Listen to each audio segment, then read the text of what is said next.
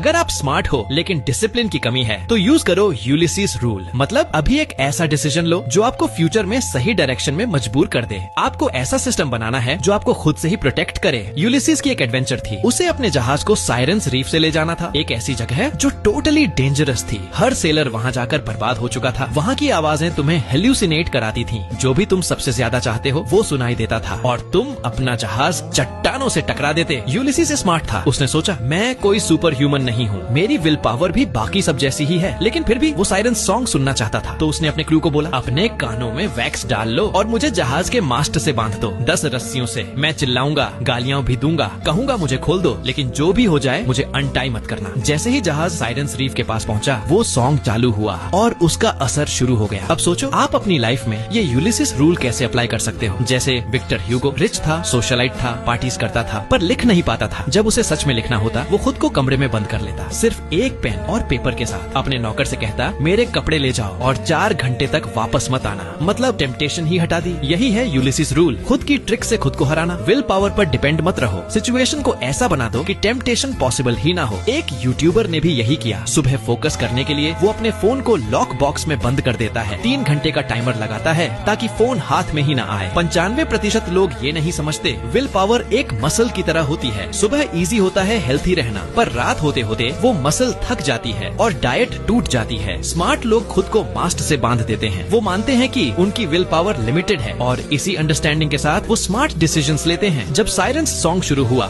Ulysses को वही सुनाई दिया जिसका उसे सालों से इंतजार था। उसकी वाइफ पेनेलोपी और उसका बेटा टेलेमेचस चट्टानों से उसे पुकारते हुए, यूलिसीज हम तुमसे प्यार करते हैं, वापस आ जाओ। इतने सालों की लड़ाई, दूरियां सब एक पल में टूट गयी। वो पागलों की तरह मास्ट से छूटने की कोशिश करने लगा, चिल्लाया, लड़खड़ाया, लेकिन वो बंधा रहा क्योंकि पहले ही मान लिया था कि विल पावर अकेली काफी नहीं है और उस सोच की वजह से वो बच गया। वो लौट पाया अपने बेटे और रानी के पास।